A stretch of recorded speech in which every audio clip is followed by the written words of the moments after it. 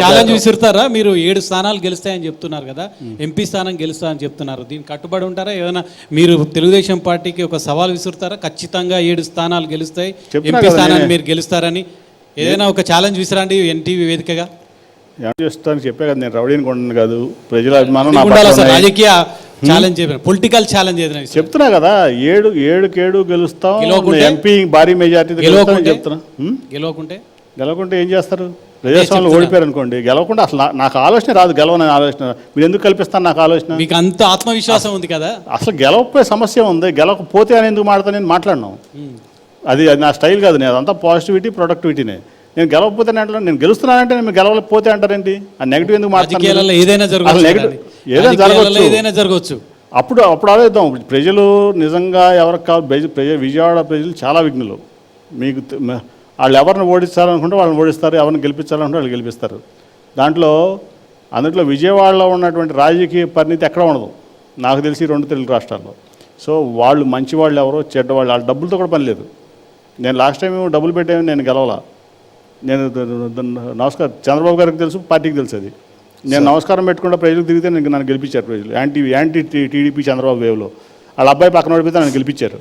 So మీకు నేను గెలవను అనే మాట నా దగ్గర నా మైండ్లోనూ రాదు, నాకు ఆలోచన కూడా రాదు. నన్ను ప్రజలు గెలిపిస్తారు. నేను అసలు గెలవకపోతే అనే మాట నేను సమాజం చెప్తాను. నేను గెలుస్తానంటే నేను గెలవకపోతే నెగిటివ్ మాట నేను ఎందుకు మాడతాను?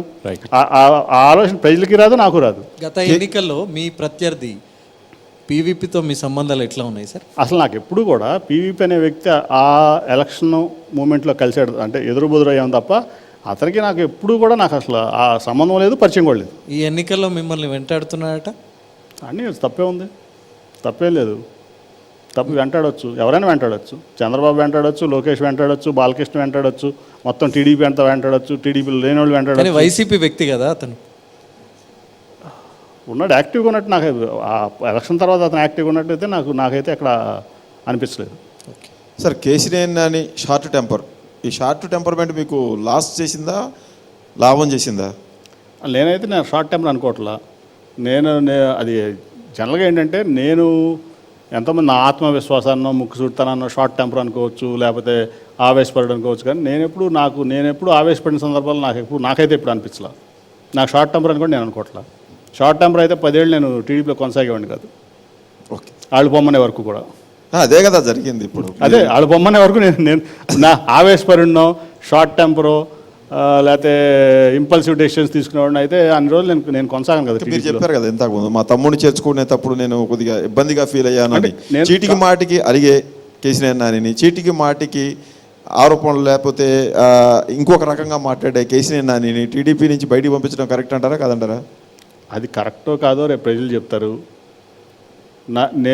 నన్ను బయటికి పంపించడం వల్ల వాళ్ళు ఎంత నష్టపోయారో రిజల్ట్ తర్వాత వాళ్ళకి తెలుస్తుంది. ఇప్పుడు కాదు కదా, రిజల్ట్ తర్వాత మీరు చెప్తారు, ప్రజలు చెప్తారు, ప్రపంచం చూస్తుంది. ఎవరికి నష్టం? నాకు నష్టమా వాళ్ళకి నష్టమా? కొత్త రికార్డు విజయవాడ కేంద్రంగా వైసీపీ రికార్డు సృష్టిస్తుంది. మీరు చూస్తే విజయవాడ ఎంపీ గెలిచినప్పుడల్లా ఓన్లీ ఆ పార్టీ వేవ్ ఉన్నప్పుడే గెలిచేవాడు విజయవాడ ఎంపీ చరిత్రలో 52 నుంచి కూడా. కానీ యాంటీ వేవ్లో గెలిచిన ఏకైక విజయవాడ ఎంపీ నేను ఒక్కడే ఆఫ్టర్ ఇండిపెండెన్స్. ఫస్ట్ ఎలక్షన్ 52లో జరిగితే ఇప్పుడు వరకు కూడా ఏ పార్టీ వేవ్ ఉంటేనే ఆ పార్టీ ఆ ఎంపీ గెలుస్తాడు. అక్కడ యాంటీ వేవ్లో గెలిచిన ఎంపీ నేను ఒకటే, అది నా రికార్డు.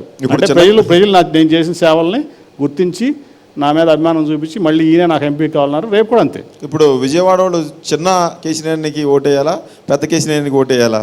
మొత్తం కేసీఆర్నే ఉంది కదా. సో ఇప్పుడు అదే చెప్పా, విజయవాడ ప్రజలు చాలా ఆలోచించి ఓటేస్తారు. చాలా ఇప్పుడు ఎమ్మెల్యేకి ఎంపీకి కూడా డిఫరెన్స్ చూపిస్తారు ఓటింగ్లో. అంటే ఒక వ్యక్తిని చూసి ఓటేసే తత్వం విజయవాడలో ఉంది. సో వాళ్ళు డిసైడ్ చేస్తారు, ఒక రియల్ ఎస్టేట్ మోసగాడికి విజయవాడను అమ్మేసేవాడికి ఓటేస్తారా, విజయవాడ కోసం నిలబడి విజయవాడను నిలబెట్టేవాడి కోసం ఓటేస్తారని ఖచ్చితంగా నాకే ఉంటుంది. రాష్ట్రం అంతా జగన్ చూసో లేకపోతే రాష్ట్రం అంతా చంద్రబాబుని ఆయన కూటమి చూసి ఓట్లేస్తారంటే విజయవాడలో మాత్రం నన్ను చూసి మాత్రమే ఓట్లేస్తారని చెబుతున్నాను. నన్ను చూసి మాత్రమే అంటున్నా. నన్ను ఇద్దరు ఇప్పుడు 2 పార్టీల బేసు 2 పార్టీలు ఉంటుంది, న్యూట్రల్స్ ఉంటారు. అట్ ది సేమ్ టైం నేను పనిచేసిన ఇంతకుముందు 10 ఏళ్ళు 11 ఏళ్ళు సేవ చేసిన తెలుగుదేశం నుంచి చాలా క్రాస్ రైడింగ్ నాకు వస్తుంది. సో మా పార్టీ 100% ఓటింగు 40%, 45% ఎంత వస్తే అంత నాకు వస్తుంది. న్యూట్రల్స్ ఓటింగ్ 100% నాకు వస్తుంది. At the same time TDP నుంచి దాదాపు 50 to 75% క్రాస్ ఓటింగ్ నాకు వస్తుంది టీడీపీ ఓటర్ల నుంచి. సో అదే చెప్తున్నా మీకు, రేపు రిజల్ట్ తర్వాత మీరు చూస్తారు టీడీపీ క్లోజ్. రైట్, ఫైనల్గా నాని గారు, ఎన్నికల నేపథ్యంలో ఎన్టీవీ వేదికగా ప్రజలు తెలుసుకున్నారు.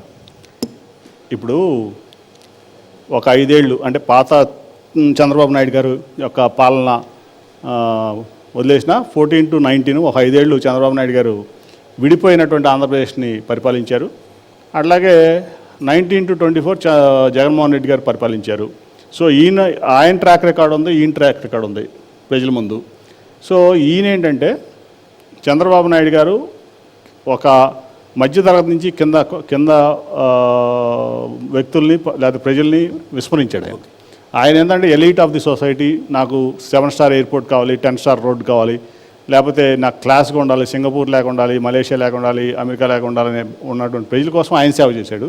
ఈయనేమో సొసైటీలో అందరి కోసం, ఎనీ ప్రభుత్వం పేదవాళ్ళ కోసం, అవసరంలో ఉన్న వాళ్ళ కోసం పనిచేయాలి, దానికోసం పనిచేసినటువంటి వ్యక్తి Jaganmohan Reddy. At the same time మీరు ఏ పారామీటర్లో తీసుకున్నా, జిఎస్డిపిలో తీసుకున్నా,